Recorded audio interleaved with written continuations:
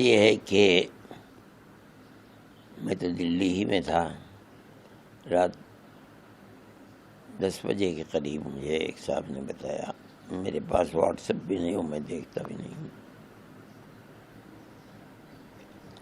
مجھے حیرت ہوئی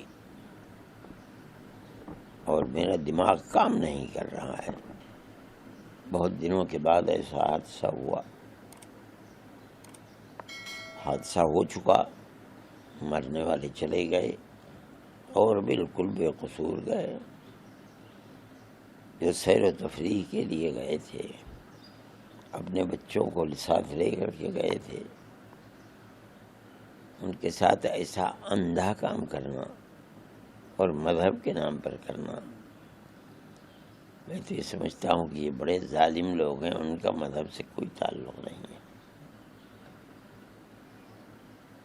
لیکن ایک حادثہ تو ہو گیا، اور ہم اب کیا کر سکتے ہیں کہ ہم ان مظلوموں کے ساتھ ہیں جو بالکل بے قصور ہیں. انہیں کچھ لینا دینا نہیں ہے وہاں کی سیاست سے. کسی کا اگر اختلاف ہے تو گورنمنٹ سے اختلاف ہے. یہ سارے ہندوستان کے لوگ جو مل کر کے جاتے ہیں وہاں سیر و تفریح کے لیے، اور یہ سمجھ کر جاتے ہیں کشمیر میں امن ہے.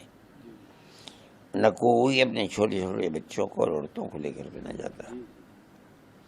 ان کے ساتھ کسی جگہ ایسا معاملہ کرنا، اور میں کیا کہوں کہ کرنا اور کر کے نکل جانا، نہ کسی پر پکڑ ہوئی، نہ کوئی گرفتار ہوا، نہ یہ معلوم ہوا کہ کن لوگوں نے کیا تھا. اب جو کچھ بھی ہوتا رہے. لیکن ان حالات کے اندر کشمیر کے ان کا اس بدنیتی کے لیے آنا اور کام کا کرنا جو قابل نفرت ہے، اور کر کے پھر نکل جانا، کسی کا نہ پکڑا جانا، یہ خود ایک بہت بڑا چیلنج ہے. سوچنا چاہیے مگر کیا کہا جائے، میری سمجھ میں بات نہیں آتی کیا ہوا. ہم یہ سمجھتے ہیں کہ اس کا ایک دوسرا رخ بھی ہے. وہ یہ رخ ہے کہ اس کے اندر 3 مسلمان بھی شہید ہوئے ہیں. یہ مسلمان وہی ہیں جو سیر و تفریح میں جانے والوں کی مدد کرتے ہیں، گھوڑے پر ان کو لے جاتے ہیں، ان کو راستہ بتلاتے ہیں، ان کو دکھلاتے ہیں. ان کی روٹی روزی اس سے لگی ہوئی ہے. ان تینوں کی موت بغیر اس کے نہیں ہو سکتی کہ انہوں نے ان لوگوں کو بچانے کے لیے ان کا مقابلہ کیا. اور مجھ سے لوگوں نے یہ کہا کہ ایک آدمی یہ بھی نظر آ رہا ہے کہ وہ بندوق چھین رہا ہے ان سے، اور انہوں نے اس کے سر پہ گولی مار دی. یہ ایک تصویر کا رخ ہے کشمیریوں کی. دوسرا رخ تصویر کا یہ ہے کہ انہوں نے عام طریقے کے اوپر مسجدوں سے اعلان کیا کہ ہمارا اس سے کوئی تعلق نہیں، ہم اس کی مذمت کرتے ہیں. یہ دوسرا رخ ہے. تیسرا رخ یہ ہے کہ انہوں نے ان لوگوں کے اس عمل کے خلاف سڑکوں پر نکلے اور نکل کر احتجاج کیا اس کے خلاف. اگر ایک طرف اس ظلم کی بات میرے دل و دماغ کو بیٹھال رہی ہے، تو دوسری طرف کشمیریوں کا یہ عمل بھی مجھے ہمت دے رہا ہے. اور میں سمجھتا ہوں آج نہیں تو کل، اور کل نہیں تو پرسوں، کشمیر کے اندر وہ بھائی چارگی جو کشمیر کا ایک امتیاز ہے ہزاروں سال سے، وہ پھر کشمیر کے اندر آئے گی. اور بہرحال اس پہلو کے اوپر بھی نظر ہونی چاہیے کہ جو 3 لوگ گئے ہیں وہ کیوں گئے ہیں. میں یہ سمجھتا ہوں کہ مذہب کے نام کے اوپر جو کچھ ہوا ہے یہ بہت بری چیز ہے. مذہب کا اس سے کوئی تعلق نہیں. مذہب یہ نہیں کہتا کہ جو تمہارا مذہب ہی نہیں تم اس کو قتل کر دو. یہ تو سیاسی مسئلہ ہے. اس سے زائد میں نہیں سمجھتا ہوں کہ کوئی اور اس کے اندر رخ ہے. ایسے میں کشمیریوں کے ساتھ گورنمنٹ کو اپنے معاملات آگے بڑھا کر کے ان کی اس ہمدردی جو انہوں نے جس کا مظاہرہ کیا ہے اس کی قیمت کو سمجھنا چاہیے. ان کے ساتھ ایسا معاملہ کرنا چاہیے کہ جس سے ان کے اس پہلو کے اندر گورنمنٹ یہ سمجھے کہ ان کو اپنے ساتھ لے. اس لیے کہ میں اب یہ سمجھتا ہوں کہ کشمیر کے اس طرح کے دہشت گردی کے معاملات میں کشمیریوں کو ساتھ لے کر اگر آپ چلیں گے تو بڑی جلدی ان کی مدد کر سکیں گے اور ان کے ہاتھوں کو پکڑ سکیں گے آپ.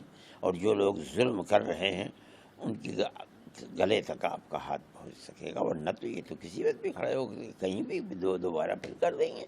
اس سے یہ بھی ایک پہلو ہے کہ کشمیریوں کی روٹی روزی بھی انہی لوگوں سے جڑی ہوئی ہے جو ساری دنیا سے آتے ہیں. روٹی روزی کے دروازے بند ہو جائیں یہ نہیں ہو سکتا.